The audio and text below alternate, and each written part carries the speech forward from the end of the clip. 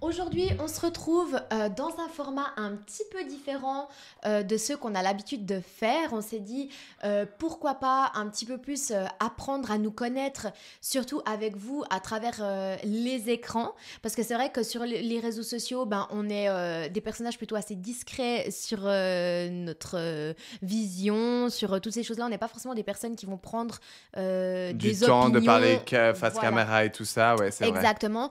Et c'est vrai qu'un petit peu dans la continuité du podcast, on s'est dit pourquoi pas faire des questions-réponses vraiment axées mode. Oui, voilà, je vais pas te Voilà. poser des questions sur ton enfance et sur tes traumas, mais plutôt sur les questions mode. Donc, bien évidemment, on les a pas retenues par cœur, nos questions qu'on a. Donc, Anaëlle les a juste lues une fois, histoire d'être familière avec les questions. Moi aussi, dans le but de juste savoir à quoi on allait se faire saucer et finalement de pouvoir être le plus spontané possible. Mhm. Donc on a pris nos téléphones parce qu'on ne les a pas par cœur, on les a préparés à l'avance, histoire d'être un petit peu préparés. Mais c'est un petit peu dans cette optique de faire évoluer le contenu d'une manière peut-être un petit peu différente sur la chaîne.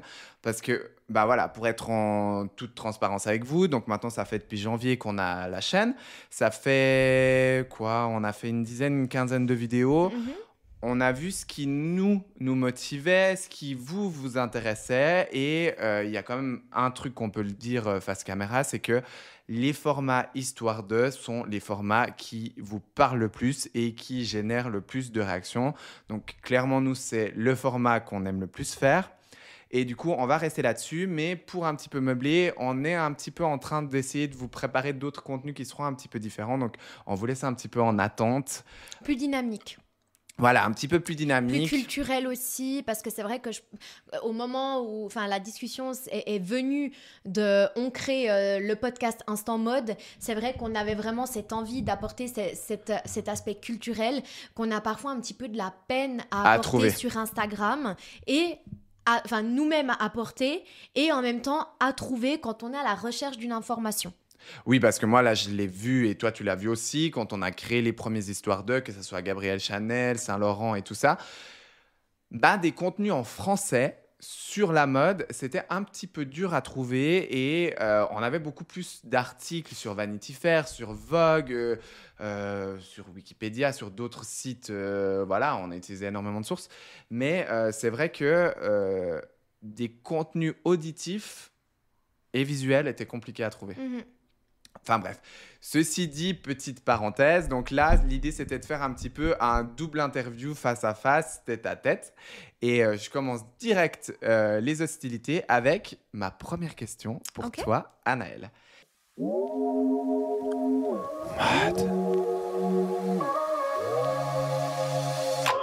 Instant Mode. Instant mode. Instant Mode. Instant mode. Si ta garde-robe devait se résumer en 3 adjectifs, lesquels choisirais-tu? Alors, c'est vrai que depuis à peu près 2 ans, je dirais maintenant, j'ai beaucoup changé ma vision, ma manière d'acheter, mon comportement face à l'achat. Et c'est vrai que je me suis dirigée vraiment sur une garde-robe beaucoup plus timeless. Ouais. Beaucoup plus, donc je dirais timeless, ouais. Beaucoup plus qualitative aussi. Donc, timeless, qualitatif. Voilà, exactement. Je suis plus dans la qualité que la quantité, alors qu'avant, c'était vraiment tout le contraire. Ouais, tout à fait, ouais. Et clairement, je vais dire minimaliste. Ouais, t'es un peu la reine. On le voit même là maintenant aujourd'hui.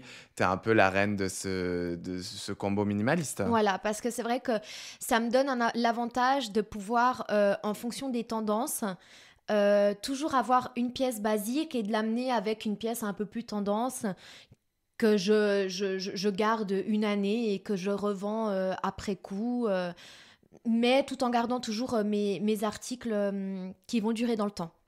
Du coup, ma question pour toi, Valentin. Quel créateur ou créatrice a changé ta vision de la mode ? Alors, on en a parlé dans le podcast. En plus, je trouve ça tellement intéressant et je pense que tu t'attendais clairement à cette réponse. Pour moi... Mais je voulais du développement, c'est pour ça que je l'ai posé, même si je connaissais la réponse. Pour moi, le créateur qui a changé un peu ma vision de la mode, c'est clairement Jean-Paul Gaultier. De par sa vision cuir, sa vision masculine, mais aussi sa vision androgyne. En fait, pour prendre un petit peu cet aspect-là, clairement, enfin, on va pas dire que c'est ce qui me définit, mais voilà, je suis gay, ça se voit, c'est marqué et j'adore en jouer. Par contre, ce que j'aime aussi beaucoup jouer, c'est sur ma masculinité que je peux avoir en photo, mais que finalement, j'arrive peut-être pas forcément à avoir dans l'aspect de tous les jours. J'aime les looks un peu masculins, mais j'aime justement un petit peu cette touche un petit peu plus féminine, un petit peu plus androgyne, mais qui soit légèrement marquée. Et avec Jean-Paul Gaultier, c'est vraiment cette vision-là que j'aime chez lui. C'est vraiment la version du mâle, par exemple. Mhm. Ce débardeur moulant, ce côté très masculin, mais avec justement des accessoires ou des manières et des attitudes qui sont plus féminines. Et c'est là où Jean-Paul Gaultier m'a appris, m'a donné une vision différente de la mode, où c'est « Ok Valentin, tu peux t'habiller très masculin, mais en ayant des touches qui soient féminines ». Oui. Typiquement, pour prendre exemple ce qu'on a aujourd'hui, il n'y a rien de plus basique comme tenue que j'ai une chemise et un short noir, mais dans mes accessoires, ben, j'ose finalement, ben, typiquement une bague qui vient de la collection Femme, très brillante, que l'homme hétérosexuel normé classique qu'on a en vision dans notre tête n'aurait peut-être pas forcément osé. Ouais, ce que je trouve intéressant aussi sur Jean-Paul Gaultier, une petite aparté Aparté. que j'aimerais faire, c'est qu'en fait, je pense qu'il nous prouve aussi que tu peux avoir des attitudes féminines ou avoir des accessoires, ou que ce soit dans ton apparence ou dans ta manière d'être, sans être gay finalement. Parce que Oui, c'est vrai que je parle pas des marques, mais c'est souvent catégorisé de cette manière-là, alors tout le qu'en fait temps, ouais. finalement, lui, il nous prouve, en prenant dans ses campagnes des hétérosexuels et des homosexuels, qui vont porter les mêmes vêtements, qui vont avoir le même comportement. Et finalement, en fait, tu te dis, je pense pour la plupart des gens, ils vont se dire, ah bah lui, il est gay, alors qu'en fait, tu te rends compte que dans la vraie vie, le Oui, mec, pas il est du tout. marié, qu'il a des enfants, enfin, qu'il est pas du tout gay, quoi. Et c'est ça que je trouve assez fort, parce que bah, il y a un peu que lui qui arrive à le faire de cette manière-là. Oui, puis c'est un message qui est visuellement, qui est maintenant commence à s'ancrer. On le Ouais. voit, il n'y a plus de genre, il n'y a plus. Mais c'est quand même difficile à l'heure d'aujourd'hui de sortir dans la rue en Suisse, finalement, avec ces deux aspects-là, Mhm, sans mhm. forcément être légèrement jugé. Ce qui a beaucoup évolué, hein, certes, mais voilà, c'était pour Mhm. moi, c'est Jean-Paul Gaultier, ma réponse à ta question. Bah, on reste chez les créateurs et chez les créatrices. Pour toi, quel créateur ou créatrice incarne le mieux ta vision de la mode et surtout pourquoi? Alors, je pense que là aussi, c'est un petit peu sans surprise. Ça va être Gabrielle Chanel. Euh, Ah bon? En vrai, j'aurais pu en donner d'autres, comme Maria Grazia Chiuri qui a quitté Dior récemment. Ouais. J'aime beaucoup sa vision, mais c'est vrai que moi, je suis assez old school. Oui, tout à fait, ouais. Et c'est vrai que Gabrielle Chanel, en fait, elle a cet aspect assez pas totalement féministe. Mais elle aime cette femme qui casse un peu les codes, mais plus dans sa manière d'être. Oui, Et elle laisse quand même à la femme... Alors, je prends des pincettes avec ce que je vais dire. je vois où tu veux en venir. Mais je parle du look. Ouais. Là, pas du tout du Ouais, comportement. tout à fait, ouais. Mais la femme dans son look de femme, Mhm. finalement. Parce que c'est vrai qu'on a eu des créateurs comme Dior à ce moment-là, qui, lui, avaient une manière plus déstructurée. Alors que elle a plutôt voulu enlever cet aspect trop opulent et se dire, ben non, la femme, elle a des formes, c'est pour une raison, donc laissons-lui les formes qu'elle a là où elle les a, et de jouer avec ça. Mais il y a aussi tout cet aspect pratique, parce que oui, pour elles, les femmes, elles travaillaient, elles n'étaient pas uniquement dédiées à rester à la maison, Ouais, donc ouais. apportons-lui aussi des vêtements pratiques. Et moi, dans ma vie de tous les jours, tu l'as vu et tu le sais, je suis beaucoup je suis beaucoup habillée en streetwear. Oui, Tu vois, t'es je suis toujours dans le confort, énormément... toi. Voilà, toujours dans le confort. Et Je vais finalement, pas arriver chez toi, tu seras pas forcément habillé comme ça. jamais, jamais. Dans ma vie, dans mon quotidien, vraiment, je suis constamment en vêtements streetwear. Ouais. Vraiment, toujours. Et ben, ça fait partie du confort et c'est vraiment ce que Gabrielle Chanel a voulu apporter, en piquant justement des idées et des vêtements du vestiaire masculin, ce que j'aime aussi énormément faire. Ouais. Et c'est vrai que moi, je vais jamais essayer de changer mes formes. On va dire, je vais jamais m'habiller, tu me verras très rarement, à part sur une photo, m'habiller dans de l'ultra oversize. Oui, c'est vrai. Jamais, parce que ça me va pas par rapport à ma morphologie. Bah, t'es toute petite, toi. Voilà, exactement. Donc, c'est vrai que j'ai tendance toujours à mettre des vêtements qui vont servir à mettre en valeur les formes que j'ai ou que je n'ai pas, tu vois. Mais, et je pense que ça, c'est un petit peu la vision de Gabrielle Chanel. Oui, tout à fait. Et c'est Ouais. très joli d'expliquer cette vision-là, habillée de noir et blanc, de manière très élégante. Si tu devais t'habiller qu'avec une seule maison de couture pour le reste de ta vie, ce serait laquelle? Bah, je pense que ma réponse, c'est pas celle que tu vas t'attendre. Je vais t'expliquer pourquoi. J'ai une idée, donc je me réjouis. Alors, dis-moi ton idée, puis comme ça, je te répondrai si c'est ça ou pas. Alors, moi, si tu m'avais posé la question à sens inverse, je pense qu'on aurait eu peut-être la même idée. C'était Yves Saint Laurent. Pour toi. Alors, pour moi, et celle que je pense pour toi aussi. En fait, si tu veux, j'aurais pensé qu'on aurait eu la même question, la même réponse. Alors, pas du tout. Ok. Ça m'a plus ou moins traversé l'esprit, mais non. En fait, je me suis visualisé, je me suis vraiment mis dans ta question. Ouais. Là, en fait, si vraiment, là, aujourd'hui, je devais m'habiller que de lui, qu'est-ce qui, à l'heure d'aujourd'hui, de comment je m'habille dans mon quotidien, fait que ça va pas me changer grand-chose et que je vais pouvoir rester qui je suis? Et ma réponse, ça sera Jacques Mus. Pourquoi? Parce que Jacques Mus, il a ce côté quand même très simple, très pragmatique, mais très mode et très tendance. Ouais. Mais sans faire trop d'imprimés, sans avoir des couleurs trop extravagantes et toujours en privilégiant en fait un petit peu des coupes et des matières un peu fluides qui sont clairement moi ce que je porte le plus. Ouais. À l'inverse de toi, dans la vie de tous les jours et que potentiellement vous voyez pas non plus sur le podcast. C'est là que je me rends compte que en fait on a deux visions. On a Annelle et Valentin dans la vie de tous les jours et on a Annelle et Valentin sur le podcast. Parce que c'est vrai que sur le podcast ou sur les réseaux, j'ai toujours tendance à clairement vouloir visuellement qu'il y ait une DA, un aspect un petit peu plus élégant, qui va un petit peu mixer nos univers où nos univers vont se rencontrer. Sauf que moi, dans la vie de tous les jours, certes, depuis quelques années, j'aime un petit peu plus être élégant que streetwear. Je pense que c'est dû aussi à l'âge, mais une constante qui est présente et je pense que je te mens pas en disant que je pense que c'est depuis que j'ai 10 ans, c'est l'oversize. Moi, j'ai toujours adoré l'oversize.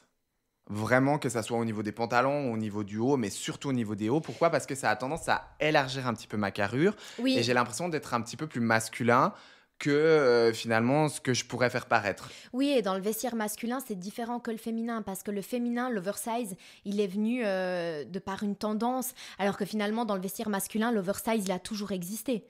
Oui, tout à fait, ouais. Et en fait, c'est Jacques Mus, il a en fait cette possibilité-là de pouvoir autant être classique, élégant, mais on peut aussi se retrouver avec des bons basiques pour faire du bon street style et du bon confort, quoi. Ouais. Donc voilà, c'est pour ça que j'aurais tendance à choisir Jacques Mus et aussi par son côté solaire. Vraiment par ce côté simplicité des couleurs et plutôt ce côté du sud que je me rends compte qui, avec les années, reste très présent, tu vois. Oui, et clairement, il faut aussi le dire, c'est que Jacques Mus, on le connaît beaucoup par rapport à ses collections plutôt printemps-été, mais ses collections automne-hiver, elles sont aussi ultra canon. On le voit beaucoup moins parce que c'est moins c'est moins le côté marketing qu'il a mis en avant, ouais. Mais clairement, ses collections automne-hiver, elles sont aussi ultra canon. En étant un petit peu dans ce côté vêtements, tout ça, moi, ma question est, si tu devais porter une seule tenue pour le reste de ta vie, ça serait laquelle? Et pourquoi j'ai eu cette question? Souvent, je me fais ces remarques-là, mais je me fais surtout ces remarques-là quand je suis mal habillé et que je me sens pas bien dans mes vêtements. Je me dis, ok, c'est une vision un peu bateau, un peu bébête, mais si maintenant je devais mourir, c'est la tenue que j'aurais toute ma vie dans l'au-delà, entre guillemets. Quelle vision tu as ou pas de l'au-delà? Peut-être que certains, ils en ont pas, hein, mais... Et je me dis, oh non, mon Dieu, je voudrais pas être habillé comme ça pour le reste de ma vie. Toi, ça serait quoi, du coup? Cette fameuse tenue qui, tu sais, qu'avec les années, il y a 10 ans en arrière, tu te serais trouvé canon, et dans 10 ans, tu vas te retrouver canon. Un costume. Ouais. Un costume, parce que c'est une pièce que j'ai toujours portée. Enfin, costume, tailleur, pantalon. Hein. Ouais. Au niveau de la shape... Je serais plutôt sur quelque chose de cintré parce qu'il y a eu la mode de l'oversize, mais clairement, le style cintré, c'est quelque chose qui a toujours été timeless et qui est toujours resté. Ouais. Donc, un beau tailleur Yves Saint Laurent. C'est clair que moi, Cintré. cintré, Quelle plutôt couleur? cintré, exactement, noir. Quand je sais pas quoi mettre, c'est ce que je mets. Tu mettrais chemise, Vraiment. pas chemise? Non, sans chemise. Sans Moi, j'aime chemise? bien les porter sans rien, boutonnés. Au niveau des accessoires, au niveau des chaussures, qu'est-ce que tu aurais? Ah, tu me connais, moi, les Bah oui. accessoires, je suis toujours très, très soft. Ouais. Donc, une paire d'escarpins Louboutin vernis noir. Ouais. Ça c'est quelque chose qui est venu, qui est reparti, mais pour moi, ça reste un bon basique. Ouais. Un bon basique. Et au niveau du sac, euh, Ah, c'est dur, hein? avec un tailleur... En fait, j'aurais dit un Birkin, Ouais. mais avec un tailleur, c'est pas ce que j'aimerais voir. Donc, je vais partir sur un Kelly noir. Ouais, ok. Donc vraiment Sur full noir. Ouais, full noir. Je suis très souvent full noir. Et cheveux? Ah, cheveux, je partirais sur un brushing Couleur? blond. Tu serais blonde? Ouais, Sans l'entretien, du coup. ouais. Ouais. Ouais, exactement. Ouais, parce que c'est vrai que je change beaucoup, hein. Un jour, je suis brune, après, je suis blonde. En fait, le blond, c'est un petit peu ma couleur coup de cœur, si on Oui. veut bien. C'est vrai que le blond, c'est très compliqué à entretenir. J'étais justement en train de me faire mes confidences à Valentin juste avant par rapport à ma C'est couleur. pas ça que je viens là-dessus. J'adore, mais c'est très compliqué. C'est pour ça que je le garde pas toute l'année. Mais Sur- en fait, c'est mon coup de cœur. Mais surtout là que t'expliquais avec le blond miel que tu as, c'est pas Oui. comme un blond désaturé où Non. tu expliquais qu'au niveau des entretiens de... Bon, c'est tout un autre sujet, Oui, oui. cheveux, mais tu disais que c'était tout un entretien différent et Ouais, que... c'est très complexe. Faut vraiment aller voir son coiffeur très régulièrement. Faut vraiment avoir les bons produits. Puis un budget. Et un budget, c'est ça. Et c'est clairement pour ça que je le garde pas toute l'année parce que j'ai clairement dans ma vie de tous les jours absolument pas le temps à consacrer à aller chez le coiffeur toutes les 2 semaines. Parce que quand je vais chez le coiffeur pour mon blond, je peux rester jusqu'à 8 heures assise sur la chaise. Donc, Ouais, donc faut avoir le clairement, temps aussi. voilà. Mais du coup, ça serait blond. Du coup, ma petite question. Du coup, je t'écoute. Une tendance que tu as adorée et une que tu as jamais comprise. Donc, c'est Alors, un peu 2 questions, mais... c'est un peu 2 questions, Ouais. c'est vrai. Alors, je vais peut-être la tourner en tendance actuelle. Ok. Parce que je me dis qu'il faut qu'on soit un petit peu dans l'air du temps Ouais. d'aujourd'hui. Moi, une tendance qui est tendance maintenant, mais qui l'a été dans le passé, qui revient, qui part et qui revient, la tongue. Clairement, j'adore cette tendance, c'est ultra confortable. En plus, je rentre d'un voyage aux Philippines où les Philippins, ils font littéralement, même ils vont sur les chantiers, ils coulent du béton en tongs, ils vivent en tongs. C'est clairement le plus confortable au monde et clairement, ça serait la fameuse tongue Havaianas, tout ce qu'il y a de plus classique en noir. Pas le Havaianas en couleur, vraiment le full noir, full monochrome. C'est ce qu'il y a de mieux. Après, faut avoir des pieds qui sont pas trop moches. J'estime que mes pieds sont pas trop moches, donc ça fonctionne. Donc moi, ça serait la tongue, ça serait la tendance clairement que j'adore, que j'ai adoré, que j'ai toujours aimé. Même la tongue à talons? La tongue mule Bon, à talons, moi, je c'est te ultra parle- canon en ce moment. Alors, oui, mais là, je te c'est une parle tendance pas de de ouf. la tongue à talons avec le petit talon fin, hein. Moi, je te parle de celle qui est compensée. Non, alors ça, j'aime pas. Non, non. La petite mule à talons là, qui est en tendance Oui, oui. en ce moment pour les femmes, c'est très canon. Mais là, je parlais d'un point de vue masculin. Vraiment, Ouais. la classique, je me rends compte que même quand j'avais 10 ans, j'adorais ces tongs. C'était des tongs Puma. D'ailleurs, que je recherche encore maintenant. Si j'en trouve des comme ça, je pense que j'achète. Mhm. C'était Puma à l'époque au niveau de la marque. Elles étaient en tissu. Donc en fait, elles étaient noires. Si tu veux, c'était des tongs noirs. Ouais. Le socle était en osier. Mais le pourtour était noir en tissu. Ouais, je crois que je vois Et de la quoi sangle tu était parles. noire. J'adorais parce qu'elles étaient ultra La sangle, confortables. elle est Elles en faisaient tissu. vachement élégance. Ouais. Ouais. C'est ce qui me bloque un petit peu avec la Havaianas, un peu ce côté plastique, suivant quel look tu fais. Parce que j'adore la Havaianas noire avec un baggy, la Havaianas noire avec un short On en l'a même vu jean. avec un costume et c'est hyper canon, hein. Très très beau. Mais tu vois, avec un costume, j'aurais pas envie du plastique en bas, j'aurais envie du tissu. Tu vois? Ouais, c'est vrai. C'est pour ça que je cherchais Ouais. un petit peu des versions tissu, mais j'ai pas trouvé. Ouais. Parce que les versions tissu sont beaucoup plus épaisses, plus Oui, masculines, moins, exactement. qui deviendraient la tongue un peu ringarde. Tu vois? Mhm, ouais, complètement. Donc ça, c'est la tendance que j'adore. Et la tendance que j'ai jamais compris, que je comprendrai pas, et que pour moi, c'est une tendance qui va pour des enfants qui ont 10 ans, c'est les laboubous. Ah, Je comprends cette hype de vouloir collectionner quelque chose Ouais. et tout ça, mais s'il vous plaît, mettez d'autres charmes sur votre sac, en fait. Pas un laboubou. Je sais pas, mais une chaîne de perles, mais... Ça ouais, te mais... dérange vraiment tant que ça, toi, hein? Ah ouais, j'aime pas Mhm. ça, j'arrive pas à comprendre. Je comprends j'adore le visuel du sac des années 2000 avec plein de charmes qui pendent. Oui, ça, c'est de Mais nouveau quelque chose en de très, soi, très si tendance. t'analyses ce laboubou, encore une petite peluche, oui, je vois. Mais ce laboubou, ce visage est moche. Moi, j'arrive pas à comprendre ce. Ouais, Je comprends moi, quand ça t'es me gamin. dérange pas plus que ça, franchement. Mais après. En fait, ça apporte ce côté très kawaii, très... Mais je crois que c'est ça qui me dérange. C'est toute cette tendance, tu sais, un petit peu kawaii, un petit peu manga et tout ça. Depuis toujours, moi, j'ai jamais Ouais. réussi à me projeter dans cette visuel-là, dans cette esthétique-là. Moi, je pense que c'est un petit peu l'approche... Ouais, l'approche. Donc voilà, pour moi, c'est le laboubou qui est la tendance à gicler et la tongue qui est une tendance actuelle que j'adore porter, que j'ai toujours adoré porter et que j'aimerais qu'elle reste un petit peu plus souvent. Parce que il y a cette image négative de la tongue que tu vas pas porter au bureau parce que ça a ce côté plage. Non, en fait, il suffit juste de l'associer avec les bons looks pour que ça donne quelque chose de sympa.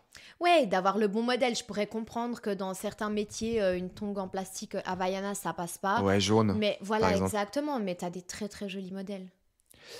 Si tu devais emprunter le style d'une célébrité pendant 24 heures, ou même, disons, plus de temps, pendant un mois, tu piquerais en fait à qui le look? Alors, c'est vrai que je me suis beaucoup posé... Enfin, en fait, en vrai de vrai, c'est la seule question, Ou t'as pas vraiment de réponse? non, où c'est que j'ai voulu travailler. Parce que toutes, en fait, je les ai juste lues Ouais, ouais, et tout je me à fait, suis dit, ouais. je laisse place à la spontanéité. Et c'est la seule sur laquelle j'ai bloqué C'est et vrai? où vraiment, ouais, et où j'ai vraiment réfléchi. Parce que, en fait, comme ça, à chaud, je t'aurais dit directement Kim Kardashian. Parce que c'est vraiment. Elle a cet aspect très sportwear. Mais en même temps, elle a cet aspect très, très classe. Maintenant, je te parle vraiment de la Kim Kardashian de maintenant. Ouais, mais elle a quand même Mais, ce côté très moulant, très sexy que j'associe pas du tout à toi. en fait, le souci qu'il y a, c'est qu'en fait, je m'habille déjà trop comme ça dans mon quotidien. Sur ces Mhm. looks sportwear. Ouais, Tu vois, et je suis très leggings avec les ouais, tongs tout à à fait, talons, ouais. etc. Donc je me dis, en fait, finalement, ça changerait pas grand-chose de mon quotidien, même si on n'a clairement pas les mêmes pièces. Attention. Oui, on Voilà. n'a pas le même budget, quoi. Après, je me suis dit, un look que je kiffe, enfin, un personnage que je kiffe vraiment, mais dans laquelle je me retrouve pas, c'est Chris, sa mère. Ouais, donc tu restes chez les Kardashians. Voilà. Je reste chez elle parce qu'en fait, c'est vraiment des personnes qui ont des pièces que j'adore et qui toutes les portent de manière très différente. Je me suis aussi posé la question de me dire Hailey Bieber. Ah, ben j'ai pensé que Ouais, t'allais répondre ça, justement. voilà. Sauf que Pour ce côté Hailey un petit peu Bieber, vintage qui te sortirait un peu de ta zone de confort. voilà, exactement. Mais le problème, c'est elle a des fois cet aspect un petit peu trop, un peu hippie, je dirais. Et tu me Avec ton connais. geste, mon Dieu. Tu me connais, c'est moi mon style. Donc en fait, je suis partie sur Kendall. Sur Kendall, parce qu'en fait, elle a vraiment tout le dressing qui me plaît. C'est-à-dire qu'elle a cet aspect très cavalière, Mhm. que j'adore vraiment. Ouais. Elle a l'aspect sportwear, mais de manière très classe, très chic. Elle a aussi l'aspect un petit peu plus... un petit peu presque grunge, tu vois, des fois avec... Non, clairement, elle nous a fait des looks, mais pas grunge, mais tu vois ce que je veux dire, un peu... Elle a un aspect YSL, tu vois. ouais, elle a un aspect vintage qui peut donner cet effet-là, mais je mettrais pas le mot grunge dessus. Mais des fois, elle est à la limite, hein. Ouais. Oui, enfin bref, Bref. un peu cuir, un peu plus osé. C'est vraiment... Et au niveau des formes, au niveau de... En fait, tant sa manière de porter le vêtement que les pièces qu'elle a, je Mhm. pense que c'est quelque chose qui me correspond. Et ouais, clairement, ce serait elle. Ok. Après, j'ai essayé aussi, je me suis dit, mais pourquoi pas? Tu sais, j'aime beaucoup un peu les looks des célébrités françaises, un peu à l'ancienne. J'ai même été jusqu'à du Catherine Deneuve, jusqu'à Ah, du j'allais Carla dire, ouais, Bruni, Brigitte tu vois. Bardot et tout ça. Exactement. Mais en fait, le problème de ça, c'est que c'était il y a tellement longtemps qu'en fait, elles ont pas l'aspect sportwear que je recherche énormément. Ouais, ok, ouais. Tu vois, C'est l'aspect c'est très sportif qui est chic très en fait. important pour toi, Ouais, ouais. exactement. Ensuite, prochaine question, elle est pour moi. Euh, tu deviens directeur artistique d'une marque demain, c'est laquelle que tu choisirais et Ouais. qu'est-ce que tu changerais? Alors déjà, directeur artistique d'une marque, my God, ça serait un goal incroyable, Dingue. vraiment. Parce que je trouve, pourquoi ça serait un goal? Vous allez me dire, avec ta vieille chemise bleue, bah en fait, pour moi, directeur artistique d'une marque, c'est différent que de t'habiller toi-même ou t'occuper de ta propre image. Et je trouve ça tellement plus facile de vendre quelqu'un d'autre ou de vendre une autre marque que de se vendre soi-même. Tu vois, j'ai toujours eu plus de facilité à mettre en avant des gens ou des potes que de me mettre en avant moi-même. Même si j'ai plein d'idées, du moment que je me mets en scène, je me sens plus moi et je me sens pas à l'aise. Tu vois ce que je veux dire? Ouais. Bref, petit aparté.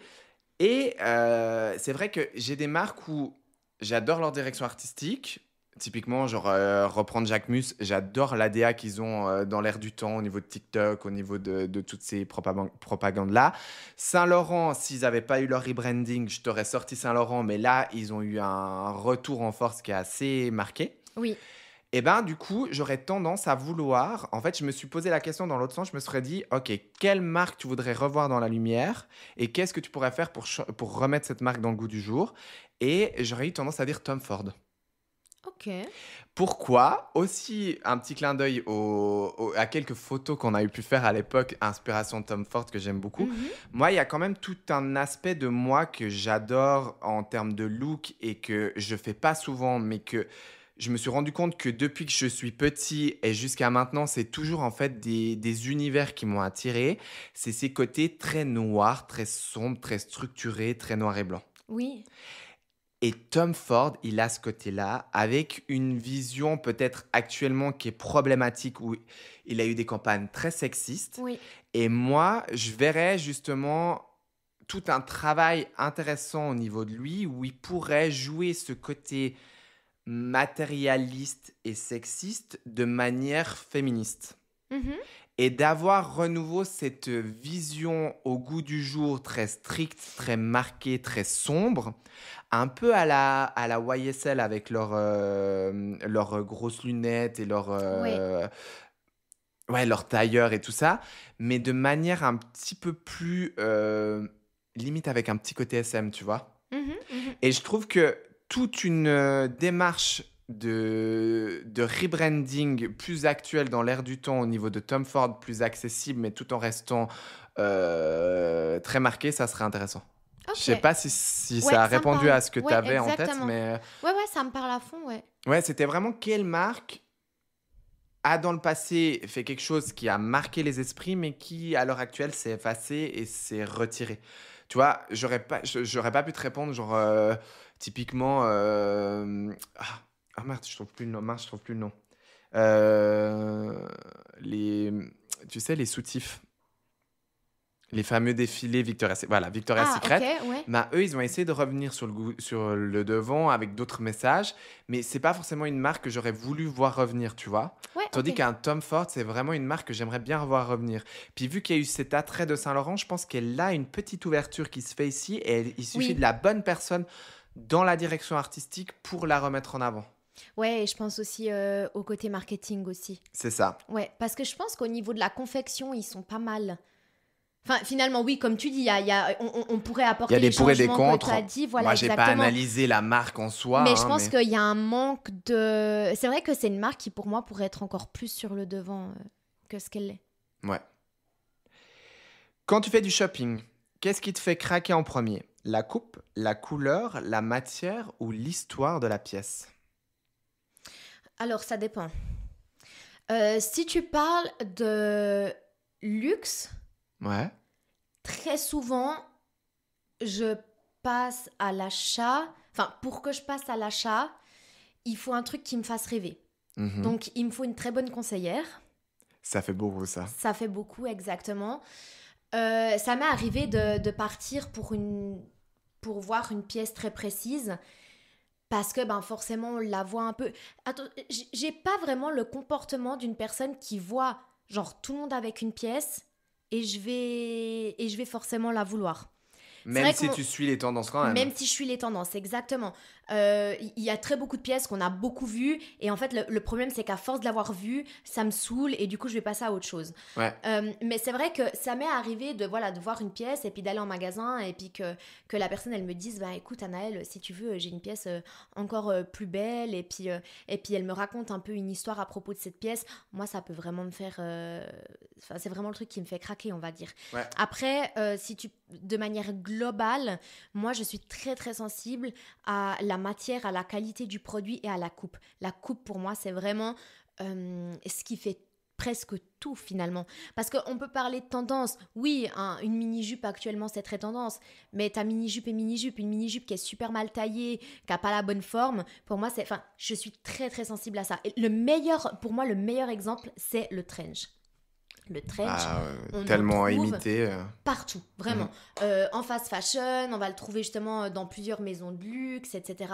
Mais moi, j'ai vraiment mon idée en tête du trench très long qui va presque traîner par terre, avec les détails aussi, pour moi, sont très, très, très importants. Et c'est vrai que, par exemple, actuellement, un trench Burberry, c'est pas vraiment sur sur lequel je vais craquer, on va dire. Ouais, tout à Même fait. si, bien entendu, c'est les rois du trench. Mais c'est vrai que là, je vais plutôt apprécier un trench de la collection Dior Homme, par exemple. Ouais. Vintage. Parce qu'il y a cet aspect très déstructuré, très oversize, avec beaucoup de détails. Mais est-ce que Moi, c'est un la trait. coupe est très importante pour toi aussi, du Oui. fait que tu sois très menu et que je pense qu'au début que tu as commencé à t'habiller, c'était difficile de trouver des coupes qui t'allaient ou pas du tout? C'est surtout qu'encore à l'heure actuelle, honnêtement, pour moi, c'est vraiment très, très compliqué Les de petites, m'habiller. c'est compliqué. Franchement, Ouais.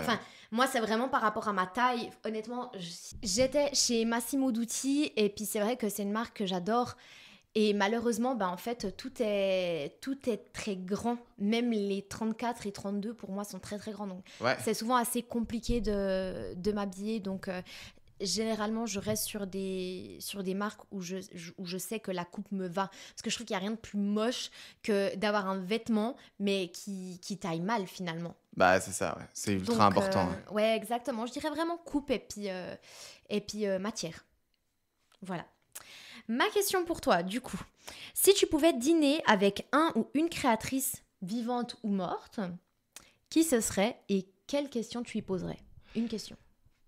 Alors, je sais pas si je lui poserais des questions, mais je voudrais son savoir et ses ambitions. Mhm. Je pense que je dînerais avec Gabrielle Chanel Ok.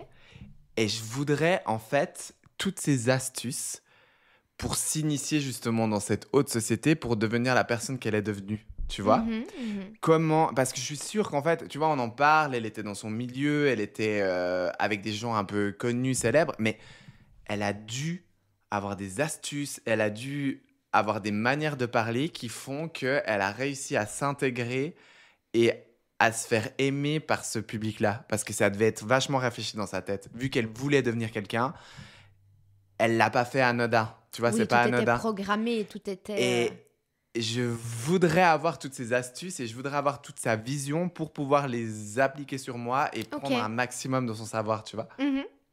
Parce que, faut dire ce qu'il est, nous, on a un peu cette ambition d'un jour pouvoir potentiellement avoir une certaine notoriété qui nous permettrait de vivre de certains projets, tu vois. Mhm. Typiquement, avec YouTube, on fait pas ça dans le but de faire 50 vues par vidéo et puis que ça parle plus, même Ouais. si on a le plaisir de le faire sans vues. Il y a bien au bout d'un moment, si ça prend pas et on s'arrête, tu vois. Mhm. Mais c'est vrai que je pense elle doit avoir 2-3 astuces qui, je pense, on pourrait utiliser à l'heure actuelle dans notre manière d'être. Ok. Et puis, je sais pas, le fait de cette petite femme comme ça, avec du caractère, je trouve qu'il y aurait de quoi échanger, ça serait hyper Puis à intéressant. ce qui paraît, elle était super drôle. Voilà. Donc je pense que de se poser en terrasse avec elle, ça devait être... Tu vois, je choisirais pas Saint-Laurent, par exemple. J'aurais pas envie de l'écouter se blâmer sur sa vie. Ok. Je choisirais pas non plus Jean-Paul Gaultier parce que c'est trop similaire avec qui je suis maintenant. Enfin, je trouve que quand tu fais plus on avance dans la vie, je trouve, plus j'adore avoir des gens qui me ressemblent autour de moi, mais de plus en plus, j'ai envie de partager des moments avec des gens qui sont à l'opposé de qui je suis. Oui, pour prendre un petit peu de Pour chacun, et c'est ce apprendre, qui te fait grandir, c'est ce qui pour te fait évoluer. confronter. Ouais, c'est ça. Mhm. toutes ces idéaux qui sont différentes, puis qui peuvent te permettre d'avoir une approche peut-être un petit peu différente de qui tu es, tu vois. Ça me fait penser que moi, j'adore quand tu as des a priori sur quelqu'un. Ouais. Tu sais, de par un comportement ou de par quelque chose qui s'est passé ou quoi que ce soit. Et d'ailleurs, ça m'est arrivé hier. Hier, j'ai eu une altercation avec Ah bon? quelqu'un. Je vais pas rentrer dans les détails. C'était quelque chose de très, très, très futile. Et du coup, on s'est pris la tête. Et pourtant, je suis quelqu'un de très calme et qui me prend jamais la tête avec personne, sincèrement. Ouais, tout à fait. Ouais. Et là, voilà, c'est parti, c'est monté très haut. Et en fait, finalement, on a tellement discuté qu'au bout de genre 30 minutes, hein, vraiment, c'était très long. Au bout de 30 minutes, la situation, elle s'est apaisée. Et finalement, on a réussi à discuter. Et quand je suis partie, en fait, j'étais contente. Parce qu'en fait, je me suis dit, je suis pas partie avec mon idée arrêtée sur la personne. Et tu sais, quand tu pars, puis tu dis, waouh, cette... Bip. Ah voilà, exactement, bip. Là, je suis plutôt partie en mode, ok, j'ai pu discuter avec elle. Finalement, elle était pas si bête que ça, tu vois. Ouais, elle avait son point de vue, Et t'avais ton point de j'adore vue. changer d'avis sur quelqu'un. Ouais, c'est vrai que c'est hyper intéressant. Ouais. Et ça, tu l'expérimentes avec toi-même. Toi, de premier abord, c'est pas du tout la même chose que toi dans ta vie de tous les jours. Mm. T'es tellement drôle et tellement je m'en foutisme, alors que ton image, elle est tellement léchée. Enfin, je reprends toujours cette image, mais moi, j'adore arriver chez toi et t'es dans ta petite tenue de ménagère en train de faire ta quiche, quoi. Et puis, t'es là, t'es pas coiffé, t'es pas maquillé, tu t'en fous, enfin, et puis, t'es 100%, quoi. Et ça, je trouve ça drôle. Et c'est vrai que c'est des images des gens qui diffèrent de ce qu'ils sont au premier abord. Oui, image ou opinion, tu vois. Moi, par exemple, j'aurais peut-être pris du coup quelqu'un comme Jean-Paul Gaultier. Parce que c'est vrai que j'ai pas d'atome crochu avec sa création et puis avec... Donc c'est vrai ce que tu dis. Je sais que cette question, tu vas l'aimer. C'est quoi pour toi le luxe aujourd'hui? Je pense que le luxe, c'est quelque chose qui a énormément évolué avec le temps. Pour moi, le luxe, c'est de porter une... C'est avant tout un lifestyle. Ouais. J'ai horreur qu'on voie le luxe comme une pièce, comme l'argent, enfin qu'on associe le luxe à des choses chères. Mhm. Tu sais, forcément, je parle un peu vulgairement pour un peu Oui, imager. oui, tout à fait, ouais. Pour moi, le luxe, c'est quelque chose de rare, de discret, c'est un savoir-faire, c'est une histoire. Finalement, c'est vrai qu'on peut avoir des pièces de luxe très abordables. Et si je veux parler un petit peu aussi de... Parce que, tu vois, pour imager, t'as une femme qui est super bien habillée, avec des pièces de luxe, mais qui jette son mouchoir par terre. Pour moi, tout a perdu sa valeur. Que ce soit elle, que ce soit ce qu'elle porte. Pour moi, tout a perdu sa valeur. Alors qu'une femme classe, qui a ses convictions, qui respecte ce qu'elle porte, et puis, tu vois, pour moi, c'est un petit peu une continuité. Si Dans la tu veux bien. manière, dans La le... manière, exactement, dans le comportement qui passe de l'achat, parce que tu vois, quelqu'un qui arrive, comme j'ai eu plusieurs fois des expériences à Dubaï, qui dépasse une personne qui va dépasser tout le monde, puis qui va venir parce que il a une carte de crédit limitée, qui vient chez Chanel pour s'acheter tout le magasin, puis qui ressort, mais qui a aucune conscience de ce qu'il achète, et puis qui le porte de manière ultra vulgaire. Pour moi, il n'y a rien de luxe. Pour moi, tout ce qu'il a sur lui perd de sa valeur. Pour moi, le luxe, ça doit rester quelque chose de précieux finalement. Qui va avec la bienséance, qui va avec l'éducation. L'éducation, c'est ça aussi. Et puis, et c'est pour ça que pour moi, le luxe n'a pas vraiment de rapport avec l'argent, mais plutôt avec la rareté. Avec, comme je l'ai dit avant, le savoir-faire et puis tout un écosystème. Si on veut bien. C'est vrai qu'à l'époque, je t'aurais dit, typiquement, quand tu penses à luxe, une des premières marques qui te vient, en tout cas avant, c'était plutôt quelque chose comme, t'aurais dit Louis Vuitton, Chanel, Gucci, des choses comme ça. Alors qu'aujourd'hui, j'ai vraiment une vision sortir à Hermès. qui est complètement différente, exactement. Pour moi, une des marques top du top, vraiment actuelles, ce serait l'Europiana. Parce que l'Europiana, ils sont dans quelque chose de très discret, vraiment sur une clientèle... très, très chic, très timeless, très discrète, et qui va vraiment porter ses pièces de manière très élégante parce qu'on n'a pas cet aspect ostentatoire et de vouloir montrer, genre, regarde qu'est-ce que je porte, tu vois. Et pour moi, là, ça prend un sens. Non, c'est vrai. Et puis, bah là, tu vois, on parlait, j'ai sorti juste le mot Hermès et tout ça, où on est vraiment dans l'ultra luxe et qu'on est dans la manière d'être aussi au niveau du service, au niveau du fait de porter, qui se vulgarise un tout petit Ouais. peu, malheureusement, à cause de cette hype autour du Birkin. Mais ben, quand on était à Singapour, à l'aéroport, là, avec mon mari, avec Thierry, on s'est fait un peu toutes les boutiques de luxe et puis Mhm. bah, lui ne connaît pas en fait, ne va jamais en boutique, ne connaît pas et est très très gêné d'aller en boutique. Mhm. Et du coup j'ai dit à Thierry, je dis, bah, c'est l'occasion vu qu'on est à l'aéroport d'y aller. Alors c'est clair que c'est pas du tout le même service que dans les boutiques que si tu Mhm. vas à Genève, à Lausanne ou en France, mais tu as quand même cet attrait enfin, cette manière de montrer le luxe et de proposer le luxe et d'aimer le luxe et de s'intéresser en fait à toutes ces marques et tout ça. Puis donc on a fait un peu, on s'est baladé, Louis Vuitton, Gucci, tout ça, on a regardé. Puis moi j'ai vraiment cet objectif d'avoir un Herbag de chez Mhm. Hermès. Et puis bah, Thierry lui est très gêné vu qu'il consomme pas de demander, d'aller regarder, d'aller essayer et tout. Puis en fait, bah, typiquement, même je suis allé chez Tiffany, il y avait une bague incroyable, je l'ai essayé. J'avais Mhm. envie de l'essayer, je l'ai essayé. Et puis ils ont cette envie de ne pas juger, de te faire apprécier et de te montrer la vraie valeur du Du savoir-faire produit. et pas la valeur du prix en fait Ouais. finalement. Parce qu'à aucun moment les prix sont affichés, sont dits et sont proposés. Et bref, j'ai essayé tous ces sacs, j'ai essayé tous ces trucs. Et là, Thierry, il ressort, puis il fait, ben, tu vois, j'avais cette image du luxe un peu à la Louis Vuitton avec...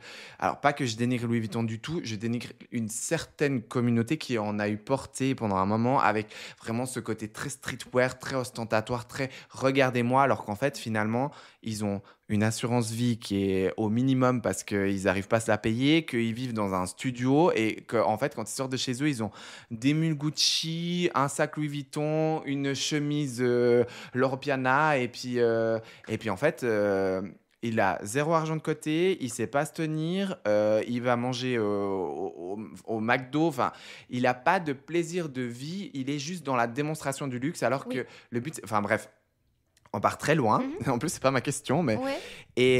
on Non, est mais c'est bien. ressorti du truc.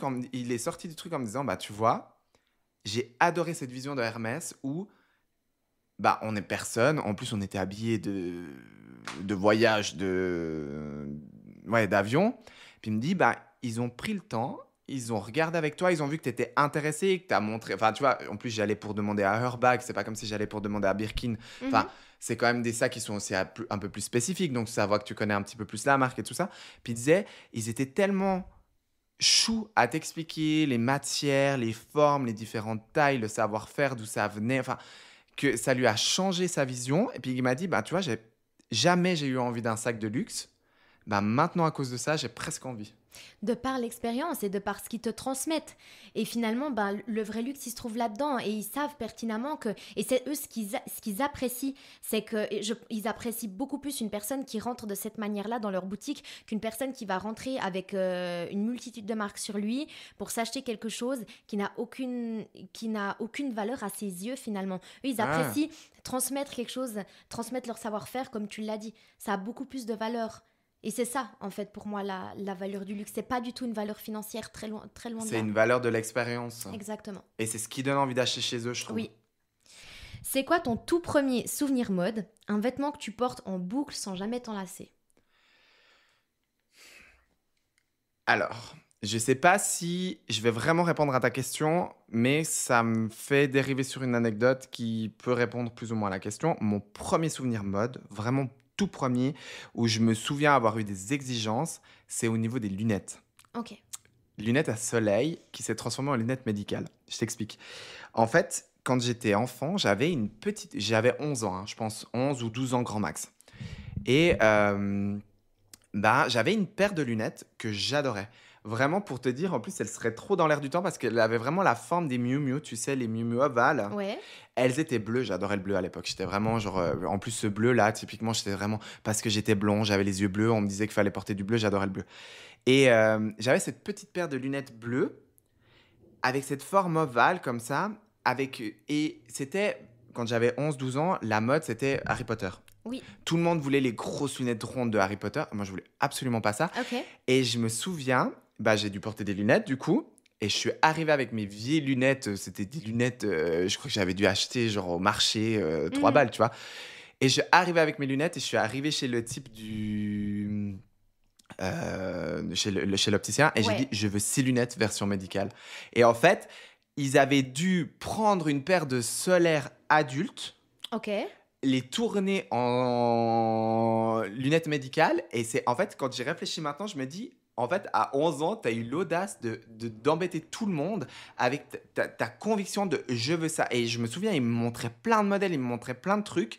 Et j'étais là, non, je veux Je ça. veux ça, Et ouais. pendant longtemps, pendant 10 ans, les lunettes, elles ont fait partie de moi comme un accessoire mode Ok. ultra important. J'ai toujours voulu avoir des lunettes qui se démarquent. Alors, des fois, ça m'a fait des fashion faux pas horribles. Je me souviendrai toujours, j'avais une paire de lunettes. Si je vous trouve une photo, je vous la mets. J'ai... Elles étaient en fait des grosses branches. Tu sais, il y avait cette mode des grosses branches à l'époque. Ouais. Grosses branches, j'avais un X et un Y. L'intérieur était vert et le X et Y étaient jaunes. Ma période de vert, tu vois. Non, Ok. vraiment, un truc horrible. Oh là là, j'imagine pas du tout. Après, j'ai eu des lunettes. Ça, je trouvais ça trop original. J'étais trop content. En fait, elles étaient carrées, donc la forme était classique. Mais en fait, le carré, la matière, c'était un damier transparent et noir. Ok. Et la branche était en métal. Je t'ai connu avec ça? Non, tu m'as Non, pas ok. connu avec ça. Ok, ouais. Enfin bref, les lunettes pour moi, ça a été l'accessoire que j'ai toujours en fait mis de l'importance et que je me rends compte encore maintenant, les lunettes à soleil pour moi, elles finissent un look et Oui. elles sont très très importantes comme les lunettes médicales, même si je préfère me voir avec les lentilles à l'heure actuelle. Un bon look avec une bonne paire de lunettes, ça fait quand même toute la différence. C'est vrai que toi, t'étais Enfin, vu que tu portais des lunettes, t'as mis beaucoup d'importance là-dessus. Je m'en souviens quand on s'est rencontrés. J'en avais plein. T'en avais plein, Ouais, tu ouais. jouais vraiment là-dessus et tout. Mais finalement, c'est un super accessoire, comme tu l'as dit. Bah, ça me définissait plusieurs styles. J'avais mes Exactement. lunettes un peu streetwear et mes lunettes un petit peu plus classiques.